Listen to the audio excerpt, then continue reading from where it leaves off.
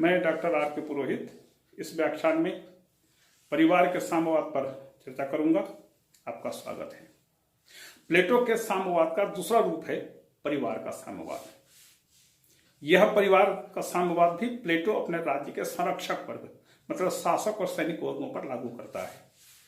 तात्पर्य यह है कि शासक और सैनिक वर्गों की अपना कोई परिवार नहीं होगा। जीवन यापन कैसे करेंगे? देखिए, यह जो प्लेटो के संपत्ति परिवार के साम्यवाद का विचार है, इसे कम से कम इस दुनिया में आज के जमाने में स्वीकार करना संभव नहीं है। वह चूंकि प्लेटो ने इस सिद्धांत का प्रतिपादन किया है, अपने आदर्श राज्य में इसको क्रियान्वित किया है, इसलिए केवल अध्ययन के लिए ही इसको पढ़िए, पढ़ने के लिए पढ़िए। बाकी इसको हम दुनिया में आज के जमाने में लागू करना संभव नहीं है और कम से कम भारत में तो इसको लागू करना संभव ही नहीं है। तो यह केवल पढ़ने के लिए जानिए। देखिए प्लेटो क्या कहता है। प्लेटो परिवार का साम्यवाद जो लागू करता है, यह व्यवस्था प्राचीन यूनान में अनेक रूपों में प्रचलित थी। जैसे स्पार्टा में यह व्यवस्था प्रचलित थी कि व्यक्ति अपनी पत्नी किसी दूसरे पुरुष को दे देते थे ताकि बलिष्ठ संतान की प्राप्ति राज्य के लिए की जा सके। वैवाहिक संबंध बहुत ही अस्थायी होते थे और पत्नियों की अदला बदली यहां पर होती थी। पाइथागोरस का सिद्धांत था मित्र की वस्तु हमारी वस्तु, हमारी वस्तु मित्र की वस्तु। तो इस वस्तु के अंतर्गत स्त्रियों को भी सम्मिलित किया जाता था। सोरोमिशियन और अगाथिर्सियन जातियों में भी यूनान में पत्नियों के अदला बदली की व्यवस्था प्रचलित थी। मतलब यह है कि परिवार का साम्यवाद प्लेटो के लिए कोई नया सिद्धांत नहीं था, कोई नई बात को उसने प्रतिपादन नहीं किया है, अपितु वह तत्कालीन यूनान में प्रचलित किसी व्यवस्था को अपने आदर्श राज्य में उसको परिष्कृत रूप में लागू करने का प्रयास किया है। तो प्लेटो परिवार का साम्यवाद लागू करते हुए उसके पक्ष में कुछ तर्क देता है, कुछ समर्थन का आधार बताता है। उसका पहला आधार है परिवार का घातक प्रभाव व्यक्ति पर पड़ता है। प्लेटो के मतानुसार परिवार का प्रभाव व्यक्ति के मन मस्तिष्क पर बहुत ही घातक रूप से पड़ता है। उसमें संकीर्णता की वृद्धि होती है और यदि व्यक्ति परिवार में रहते हुए संकीर्ण विचारधारा को लेकर के आगे जीवन यापन करेगा तो वह शासक या सैनिक वर्ग का काम अच्छी तरह से नहीं करेगा। इसलिए उसको निजी परिवार से वंचित होना चाहिए, निजी परिवार से मुक्त रहना चाहिए। वह दूसरी बात कहता है नारी मुक्ति। तत्कालीन एथेंस में स्त्रियों का कार्यक्षेत्र केवल घर की चार दीवारी तक सीमित था। वे राजनीति में किसी प्रकार से भाग नहीं ले सकते थे। वह सार्वजनिक जीवन में भी किसी प्रकार से भाग नहीं ले सकते थे। प्लेटो परिवार का साम्यवाद लागू करके स्त्रियों को और पुरुषों को समान अधिकार देता है, क्योंकि प्लेटो के मतानुसार स्त्री और पुरुषों में केवल लैंगिक भिन्नता होती है, इसके अलावा उनमें कोई क्षमता की दृष्टि से कोई भिन्नता नहीं होती। जो काम पुरुष कर सकता है वह काम स्त्री भी कर सकती है। वह एक हीन कोटि का उदाहरण देते हुए कहता है कि जिस प्रकार से घर की रखवाली, घर की पहरेदारी कुत्ता कर सकता है, कुत्ता यदि न हो तो कुतिया भी कर सकती है, ठीक इसी प्रकार से प्रत्येक कार्य को जहां कोई पुरुष कर सकता है स्त्रियां भी कर सकती हैं। तो वह स्त्रियों को मुक्त करता है, स्त्रियों की स्वतंत्रता को वह पक्षधर है। तीसरी बात कहता है समान अधिकार। स्त्री और पुरुषों के बीच कोई भिन्नता नहीं होती, इसलिए वह स्त्री और पुरुषों को समान अधिकार देता है। इसके पहले शिक्षा सिद्धांत में हमने देखा था कि वह स्त्री और पुरुषों को समान शिक्षा देने का पक्षधर है। तो इसलिए वह स्त्री और पुरुषों को समान अधिकार देता है। और चौथी थी सुप्रजनन शास्त्र। यहां पर एक बात महत्वपूर्ण है कि प्राचीन यूनान में विवाह को एक ऐसा संबंध माना जाता था जिसका उद्देश्य था उत्तम संतान की प्राप्ति। तो जहां स्त्री को एक संतान उत्पन्न करने वाली एक जीव या एक प्राणी माना जाता है, वहां पर विवाह का क्या महत्व होता है उन लोगों को हम क्या बताएं। लोगों की मानसिकता देखिए, उस जमाने में ऐसी व्यवस्था थी और इसे सामाजिक मान्यता प्राप्त थी। तो जहां सामाजिक मान्यता प्राप्त होगी उसके अनुसार लोगों को जीवन यापन करना आवश्यक हो जाता है। तो प्लेटो राज्य में उत्तम संतानों की प्राप्ति के लिए सुप्रजनन शास्त्र की दृष्टि से स्त्रियों के साम्यवाद का समर्थन करता है। तो स्त्रियों के इस समर्थन के बाद इसके स्वरूप की वह चर्चा करता है। प्लेटो कहता है कि संरक्षक वर्ग के पास निजी परिवार नहीं होंगे, मतलब अपनी कोई पत्नी नहीं होगी, किसी स्त्री का कोई पति नहीं होगा। तो व्यवस्था कैसे होगी? प्लेटो कहता है कि हमें राज्य में वर्ष में एक बार या दो बार विशेष उत्सव और विभिन्न प्रकार के त्योहारों की व्यवस्था करनी पड़ेगी। वहां हम योग्य स्त्री और पुरुषों का चयन करेंगे, उनके बीच वैवाहिक संबंध होगा और वे पति पत्नी के रूप में कुछ समय तक एक साथ रहेंगे। जैसे ही उन्हें संतान की प्राप्ति हो जाएगी, स्त्री पुरुष के बीच जो पति पत्नी का संबंध वह खत्म हो जाएगा। आगे चल करके उस स्त्री का विवाह किसी दूसरे पुरुष से और उस पुरुष का विवाह किसी दूसरी स्त्री से किया जा सकेगा। संतान का लालन पालन राजकीय शिशु गृहों में किया जाएगा। वहां पर बच्चे को माता पिता से दूर रखा जाएगा। कोई भी बच्चा माता पिता को पहचान नहीं सकेगा, कोई भी माता पिता अपने बच्चों को पहचान नहीं सकेंगे। मतलब एक बच्चे के सैकड़ों माता पिता होंगे और एक माता पिता के सैकड़ों बच्चे होंगे। और इस प्रकार से प्लेटो राज्य में एक छोटे छोटे परिवारों को समाप्त करके पूरे राज्य को ही एक परिवार के रूप में परिवर्तित करना चाहता है। स्त्रियां 20 से 40 वर्ष तक और पुरुष 25 से 55 वर्ष की आयु तक संतान उत्पादन का कार्य कर सकेंगे। ये प्लेटो के संपत्ति के साम्यवाद का स्त्रियों के साम्यवाद का सिद्धांत है। प्लेटो यह भी कहता है कि जो बच्चे विकृत जन्म लेते हैं या विकलांग होकर के जन्म लेते हैं, अस्वस्थ होकर के जन्म लेते हैं, उन्हें गोपनीय रूप से ले जाकर के नष्ट कर दिया जाएगा। पूरे राज्य में बलिष्ठ और स्वस्थ बच्चों का विकास होगा। तो प्लेटो के मतानुसार स्त्री पुरुषों के बीच संबंध जो होता है उसका एकमात्र उद्देश्य है संतान उत्पादन। प्लेटो स्वयं आजीवन अविवाहित था, उसे क्या पता परिवार क्या होता है, पति पत्नी क्या होता है, पति पत्नी के बीच किस प्रकार से भावनात्मक संबंध होते हैं, वह उसका अनुभव कभी जीवन में नहीं कर पाया। और इसलिए प्लेटो स्त्रियों के साम्यवाद का समर्थन करता है। इसको मैं रिपीट करता हूं कि श्रेष्ठ स्त्री पुरुषों का चयन किया जाएगा ताकि योग्य संतानों की प्राप्ति हो सके। 20 स्त्रियां 20 से 40 वर्ष तक और पुरुष 25 से 55 वर्ष तक संतान उत्पादन का कार्य कर सकेंगे।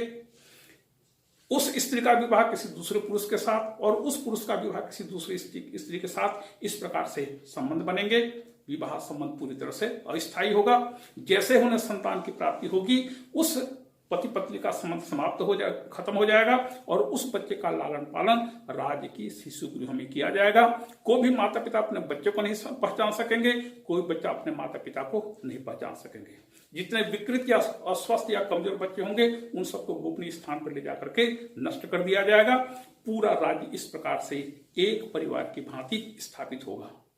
प्लेटो राज्य में एकता का इतना अधिक पक्षधर है कि इस स्त्रियों के साम्यवाद की व्यवस्था करके कहता है कि जिस प्रकार से उंगली में चोट लगने से पूरा शरीर उस पीड़ा को, उस दर्द को अनुभव करता है, ठीक इसी प्रकार से राज्य में इतनी एकता होगी कि किसी एक व्यक्ति पर यदि कोई संकट आ जाए, कोई विपत्ति आ जाए, तो पूरा राज्य उस संकट को अनुभव करेगा।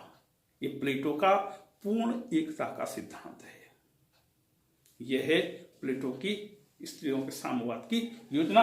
इसकी कुछ विशेषताएं हैं। विशेषताओं के अंतर्गत वैयक्तिक स्वार्थ का अंत हो जाएगा। स्वाभाविक है, जो यदि माता पिता अपने बच्चों को नहीं पहचान सकेंगे, बच्चा माता पिता को पहचान नहीं सकेगा, तो प्लेटो का यह मानना है कि इस व्यक्तिगत स्वार्थपरता का भाव खत्म हो जाएगा। फिर स्त्रियों की मुक्ति होगी, स्त्रियों के समान अधिकार का समर्थन करता है, स्त्रियों की मुक्ति होगी। वह देखभाल बच्चों की देखभाल राज्य की शिशु गृह में बहुत ही अच्छी तरह से हो पाएगा, किसी प्रकार की कोई परेशानी नहीं होगी, क्योंकि राज्य के नियंत्रण में इन बच्चों का पालन पोषण होगा। फिर उत्तम संतान की प्राप्ति होगी, बलिष्ठ संतान की प्राप्ति होगी, एक अच्छे नस्ल का विकास होगा और राज्य एक बहुत बड़े परिवार की भांति स्थापित हो जाएगा। यह है प्लेटो के स्त्रियों के साम्यवाद की योजना। आलोचना देखें। आलोचना में सबसे पहली आलोचना है राज्य परिवार नहीं हो सकता। राज्य का मूल आधार विविधता है। जब तक विविधता नहीं होगी राज्य नहीं कहलाएगा, वह परिवार कहलाएगा। प्लेटो परिवार को ही खत्म कर देना चाहता है। प्लेटो सोचता है कि पूरा राज्य ही एक बड़ा सा परिवार होगा, लेकिन व्यवहार में संभव नहीं है। परिवार होता है, राज्य होता है। परिवार के लोगों में एकता का भाव होता है, वह एकता का भाव राज्य के लोगों में स्थापित नहीं हो सकता। दूसरी चीज, परिवार से हमें संकीर्णता की शिक्षा नहीं मिलती। परिवार हमें सदाचार की शिक्षा देता है, प्रेम की शिक्षा देता है, उन्हें सहिष्णुता का भाव जगाता है, उनमें संस्कार डालता है परिवार अपने बच्चों में। सुसंस्कृत बच्चे इसीलिए को बोलते हैं कि संस्कार, पारिवारिक संस्कार, धार्मिक संस्कार, उसके सभी मानवोचित संस्कार, सभी संस्कार बच्चे को परिवार में ही मिलते हैं। आए दिन हम घटना सुनते हैं सीधे, जिसमें एक व्यक्ति कहता है तुम्हारे माता पिता ने तुमको यही सिखाया। तो परिवार हमको सभी प्रकार की शिक्षा देता है, वह एक मानव से हमको एक अच्छा इंसान बनाता है। जब व्यक्ति जन्म लेता है वह हाथ पैर नाक कान इस प्रकार से एक मानव का पुतला मात्र होता है, उसको मनुष्य बनाता है परिवार का संस्कार। इसलिए सुसंस्कृत परिवार का कहा जाता है। प्लेटो को इसका कोई गुमान ही नहीं था। और स्त्रियों को लेकर के झगड़े होंगे। आप फिल्मों में देखते हैं, 2 हीरोइन 1 हीरो, 2 हीरो 1 हीरोइन, सुंदर स्त्रियों को लेकर के झगड़े होंगे और स्वाभाविक है स्त्रियों को लेकर के झगड़ा होते रहता है। और प्लेटो इस झगड़े को, इस प्रकार के झगड़ों को रोकने की कोई व्यवस्था नहीं करता। इसके बाद जो सबकी होती है, आलोचक कहते हैं जो सबकी होती है वह किसी की नहीं होती। सार्वजनिक संपत्ति का उपयोग हम आप आए दिन करते हैं। उस सार्वजनिक संपत्ति की देखभाल के प्रति हमारे मन में कौन सी भावना आती है? हम सोचते हैं हमको क्या करना है, होने दो। मान लीजिए कहीं सार्वजनिक स्थान पर नल से पानी बह रहा है, हम देख करके भी उसको बंद नहीं करेंगे। जहां पर साफ सफाई देखते हैं हम उसको जानबूझकर गंदा करते हैं। मनुष्य की प्रवृत्ति है। तो इस प्रकार से जो वस्तु सबकी होती है, सोचिए कि एक माता पिता के यदि सैकड़ों संतानें होंगी, एक संतान के यदि सैकड़ों माता पिता होंगे, तो बच्चे के प्रति माता पिता का भाव क्या होगा? कोई किसी परवाह नहीं करेगा। और जब कोई परवाह नहीं करेगा, मतलब यह है कि प्लेटो अपने राज्य के बच्चों को अनाथालय में पलने वाले बच्चों की भांति पालन करना चाहता है और उनसे फिर राज्य की महत्वपूर्ण जिम्मेदारी की अपेक्षा करता है। यह कहां तक संभव है? फिर विवाह का उद्देश्य केवल संतानोत्पादन नहीं है।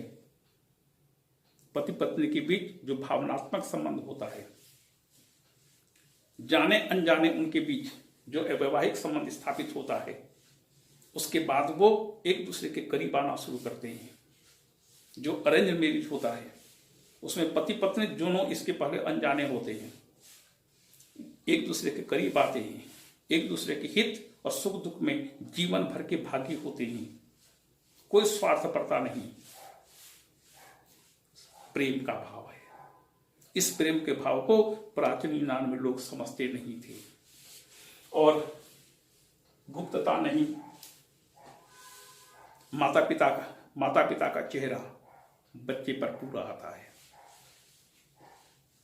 गोपनीयता बनाए रखना चाहता है प्लेटो, लेकिन माता पिता से बच्चे को गुप्त रखना संभव नहीं है। पता चल जाएगा कि यह बच्चा अमुक माता पिता की संतान है। और अंतिम है, निकटस्थ संबंधियों में वैवाहिक संबंध स्थापित होंगे और इससे पूरा जनरेशन खराब होगा, पूरी नस्ल खराब होगी।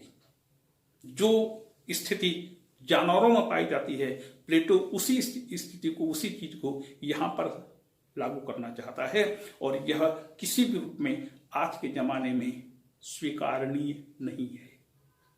यह है प्लेटो का स्त्रियों का साम्यवाद। निष्कर्ष रूप में कहा जा सकता है कि जिन उद्देश्यों को लेकर के प्लेटो अपने राज्य में स्त्रियों के साम्यवाद की व्यवस्था लागू करना चाहता है, उसका उद्देश्य पवित्र है।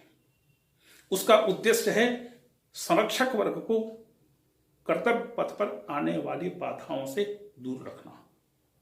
और वह सोचता है कि यदि व्यक्ति के परिवार नहीं, व्यक्ति का अपना परिवार नहीं होगा तो व्यक्ति बाधक तत्वों से बचकर अपना पूरा समय, अपना पूरा ध्यान, अपना पूरा कंसंट्रेशन अपने संबंधित जिम्मेदारियों के निर्वहन में लगाएगा। तो प्लेटो का उद्देश्य पवित्र है। शुद्ध विवेक की दृष्टि से देखिए तो यह आपको कुछ रूप में उचित लग सकता है कि जो व्यक्ति अपने परिवार के लोगों को आगे बढ़ाना चाहता है, खासकर हम अपने देश में देखते हैं जो राजनीतिक दल हैं, आज ढेर सारे जो राजनीतिक दल हैं वह राजनीतिक दल कम हैं, पारिवारिक दल ज्यादा हो गए हैं और वह अपने परिवार को देखते हैं और इस प्रकार से देश में किस प्रकार से हम किस ओर जा रहे हैं, हमारे देश में भ्रष्टाचार का लेवल किस प्रकार से बढ़ता जा रहा है, इन सभी चीजों के मद्देनजर यह कहा जा सकता है कि प्लेटो का उद्देश्य पवित्र था। यह है प्लेटो के स्त्रियों की साम्यवाद की व्यवस्था। आपको धन्यवाद।